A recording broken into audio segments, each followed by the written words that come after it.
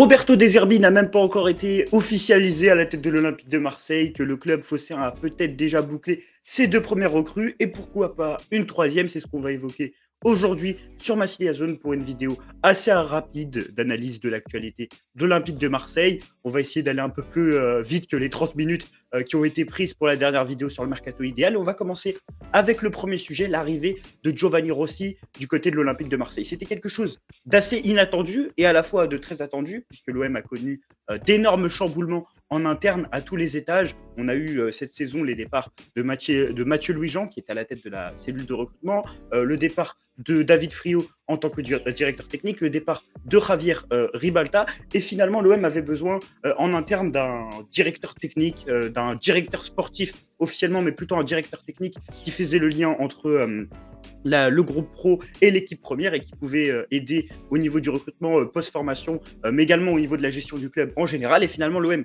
a trouvé son nouveau directeur sportif puisqu'il s'agit de Giovanni Rossi, âgé de 58 ans, si je ne dis pas de bêtises, qui sort d'une expérience assez longue du côté de Sassuolo, mais qui a été interrompu par un passage à la Juventus, mais également un passage du côté de Cagliari.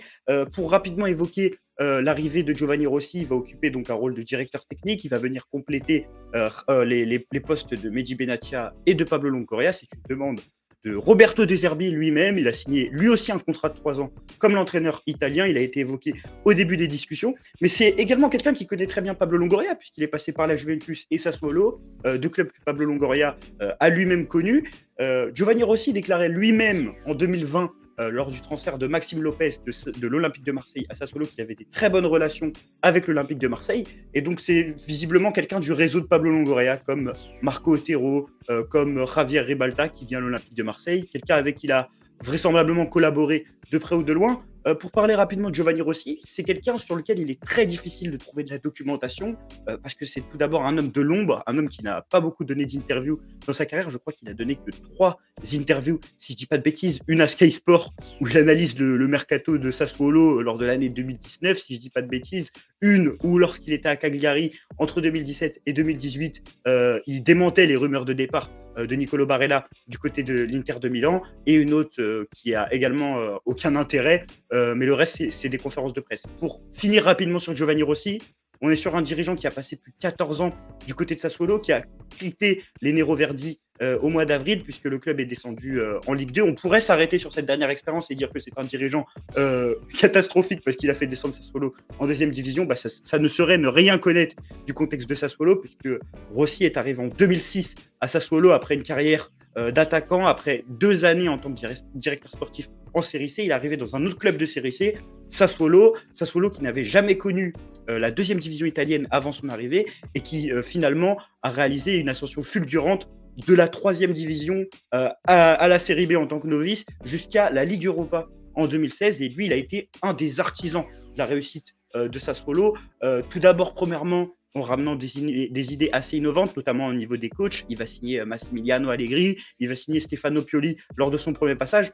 En 2010, il rejoint la Juventus où il va occuper un rôle un peu proche du centre de formation, du recrutement en post-formation, ce qui va lui permettre de connaître un peu mieux le vivier turinois et de ramer cette connaissance du vivier turinois à Sassuolo encore une fois, où il revient au club en 2013 et où va suivre le développement du club. On a fait une interview avec un journaliste italien qui a donné donc un thread sur Twitter pour parler un peu plus de Rossi. Si on doit retenir des points clés sur Giovanni Rossi, c'est que c'est plutôt un expert du recrutement en post-formation, puisque du côté de Sassuolo, il a signé énormément de noms en provenance de gros clubs, de grosses académies qu'il a développé, des joueurs entre 17 ans et 22 ans. On va prendre l'exemple de Gianluca Scamacca, qu'il avait recruté du côté du PSV Eindhoven, alors que ce dernier avait 18 ans. Je crois que c'était vers 2017 ou 2016, si je ne dis pas de bêtises. On peut parler de Manuel Locatelli, qu'il avait pris du côté de l'AC Milan, et d'énormément d'autres joueurs qui vont vous parler directement, des Jérémy Boga, des Acerbi, énormément de joueurs qui ont fait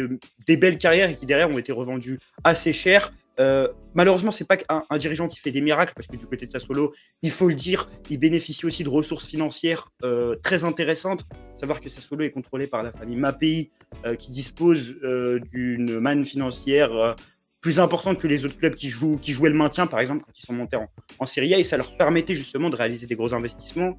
Par exemple, Jérémy Boga coûte 10 millions d'euros lorsqu'il arrive en provenance de Chelsea. Manuel Locatelli coûte 5 millions d'euros. Donc, il y a ce profil-là de directeur technique, de directeur sportif qui peut faire des coups au niveau de la post-formation. Il y a aussi ce rôle d'architecte en interne, d'homme de l'ombre. C'est quelqu'un qui était cet été pisté par Pise et la Sampdoria et pas par des gros clubs, justement parce que c'est quelqu'un qui ne sait pas se vendre, d'après Antonio Barroto, qu'on a interrogé justement sur son cas. C'est pas quelqu'un qui se met énormément en avant. Et du coup, malgré le fait qu'il ait été pisté par la Juventus en 2022, parce qu'il est très proche de Massimiliano Allegri, mais également par le Paris Saint-Germain en 2022 pour remplacer Leonardo, bah, c'était quelqu'un qui se retrouvait avec pas énormément d'offres, parce que c'est un homme de l'ombre, qui ne sait pas se vendre, comme je l'ai dit, qui ne se met pas en avant. Mais en tout cas, ça a l'air d'être un recrutement intéressant personnellement, surtout dans un club où tout commence un peu à s'organiser. Moi, je trouve ça assez intéressant. Après, on peut mettre quelques points noirs à son bilan du côté Sassuolo. Il y a quelques joueurs qui ont été recrutés pour certaines sommes qui n'ont pas rendu satisfaction. Je pense notamment à un Norvégien dont j'ai oublié le nom, un défenseur brésilien qu'ils ont ramené de Cruzeiro, qui a coûté 5 millions d'euros et qui a un flop total dont j'ai encore oublié le nom. Et il y a surtout le dernier mercato d'été, qui a été assez critiqué, malgré le fait qu'il ait ramené des joueurs assez intéressants, comme Boloka par exemple. Je ne sais pas si Lorient a signé l'année dernière, mais moi je trouve que c'est une signature intéressante. Mais l'équipe a eu du mal à se renforcer en cours de saison, et il a logiquement dû partir du club. Il s'était déjà fait licencier du côté de Cagliari, où il avait fait qu'un an entre 2017 et 2018, et son passage avait été assez catastrophique. Il était revenu à la Lazio derrière et avait signé Roberto De Zerbi. Roberto De Zerbi, qui est donc le nouvel entraîneur de l'Olympique de Marseille et qui va avoir besoin justement de ces recrutements en post-formation. Et c'est les deux infos que nous allons traiter dans le reste de cette vidéo. Parce que si De Zerbi n'a toujours pas été officialisé l'Olympique de Marseille, à l'Olympique de Marseille, je suis désolé si je parle vite, je dois faire la vidéo assez rapidement, il tient déjà peut-être ses deux premières recrues. On va commencer par analyser ses profils. Et si vous avez vu notre dernière vidéo sur le mercato idéal de l'Olympique de Marseille, je pense que vous connaissez déjà un peu ces deux joueurs. On l'attendait depuis plusieurs semaines. Il avait été évoqué lors des négociations avec Sergio Conceição. L'intérêt que lui portait le club olympien était presque pratiquement évident. C'était une des premières recrues à cocher pour l'OM. Lilian Brassier devrait s'engager du côté de l'Olympique de Marseille. Le défenseur du Stade brestois va même signer à l'OM, selon Gianluca Di Marzio. Le transfert serait estimé à 9 millions d'euros. Alors, on va tempérer un peu cette information, puisque Santi Aouna, du côté de Foot Mercato, nous dit que Lilian Brassier, finalement, est d'accord avec l'OM. Fabrizio Romano confirme un accord contractuel entre le joueur et le club. Par contre, entre Brest et l'OM, il n'y a pas encore d'accord et il y a des discussions qui seraient actuellement en cours. On en a parlé dans notre vidéo Mercato idéal. Lilian Brassier, défenseur central gaucher du Stade brestois, international français formé à Valenciennes, si je ne dis pas de bêtises, et qui réalise une très belle saison à l'image de son équipe qui a fini qualifié en Champions League. C'est un joueur déjà qui est intéressant de par le fait qu'il est assez jeune, il a que 24 ans. La première bonne nouvelle, c'est donc qu'on a un gaucher. L'OM n'en avait plus compté dans son effectif depuis un certain temps. Il n'y avait eu que Luan Pérez et Sead Kolasinac lors des dernières saisons. Je dois rappeler que par exemple sur André Villas-Boas, on avait Caleta Tsar, Alvaro et Camara qui étaient tous droitiers, Lucas Perrin également. Donc un défenseur central gaucher, c'est déjà intéressant. Un joueur qui est assez bon dans les duels, qui réalise une belle saison du côté du Stade brestois, puisque l'équipe a réussi à se qualifier en Champions League, qui est assez polyvalent également, puisqu'il peut évoluer dans un poste d'arrière gauche. Moi, je trouve que c'est un transfert assez intéressant et qui était assez logique. Il est en fin de contrat dans un an. Il présente un profil qui peut coller avec De Zerbi. Il est doté d'une bonne relance, de vraies qualités défensives. Il les a montrées du côté du Stade brestois, histoire d'une saison assez complète, puisqu'il a disputé 30 matchs. Il a participé à environ 90% des matchs du Stade brestois en tant que titulaire. Donc, c'est vraiment un deal intéressant, deal assez logique. Comme je l'ai dit, un an de la fin de son contrat, joueur qui monte en Ligue 1. Logiquement, déjà évoqué en janvier, c'est un transfert assez logique et je pense que personnellement, il occupera un poste de titulaire. Ça va venir mettre en question l'avenir de Samuel Gigot et de Chancel Mbemba parce que selon moi, il va venir former la charnière centrale titulaire la saison prochaine avec Leonardo Balerdi. Donc il manque juste un accord entre l'Olympique de Marseille et le Stade brestois, mais visiblement, comme le dit Fabrizio Romano, c'est sur le point d'être fait, les sources les plus fiables le disent. Il y a aussi un truc assez intéressant, c'est que le joueur aurait rejeté 3 offres émanant de clubs qualifiés en Ligue des Champions, selon Romano, et ça en dit un peu sur le projet de l'OM avec Roberto De Zerbi. Malgré l'absence de Coupe d'Europe, l'OM peut attirer des joueurs à fort potentiel et des joueurs qui sont désirés par des meilleurs clubs. Foot Mercato évoque Bournemouth qui était intéressé par le joueur, mais en tout cas, c'est déjà un premier recrutement intéressant. On fera une vidéo et un trade exclusif sur Brassier lorsque le transfert sera officiel pour vraiment analyser complètement cette recrue avec de la data, avec de la présentation et des images à l'appui. Autre joueur prometteur, autre joueur qui avait été évoqué dans notre vidéo Mercato idéal, mais surtout un joueur dont nous avions livré l'information en exclu après la première information de record au Portugal, c'est Bachir Belloumi, ailier droit algérien de Farense, natif de Mascara, fils du très légendaire Lakhdar Belloumi pour les Algériens, pour les connaisseurs de football, ancienne star des années 80 de l'équipe d'Algérie, au même titre que Rabat Madjer. Malheureusement, il n'a pas pu avoir une excellente carrière parce qu'il a eu des problèmes avec la justice égyptienne, si je ne dis pas de bêtises. Si vous voulez vous y intéresser, vous pouvez aller voir sur Internet. Mais en tout cas, son fils, Lakhdar Belloumi, a lui commencé sa carrière au MCO, Mouloudia Club d'Oran, club algérien, après avoir été formé du côté de Mascara. C'est un ailier droit qui ressemble un peu à Riyad Mahrez dans le profil. Je dis bien dans le profil et pas dans la qualité. Mais en tout cas, on est vraiment sur un produit à développer. Si je dis pas de bêtises, il est arrivé à Farense au mercato d'hiver 2022 pour une somme de 350 000 euros. Le championnat algérien exporte très peu de joueurs à l'étranger en Europe, mais principalement au Portugal. On a eu le droit à certains au Portugal et aux Pays-Bas, si je ne dis pas de bêtises. Si je dis pas de bêtises, on a eu le droit à un Darfalou qui a été allé du côté du Vitesse Arnhem, on a Zakaria Naidji qui était allé du côté du Portugal, et Islam Slimani qui était aussi allé du côté du Portugal au Sporting dans les années 2012-2013.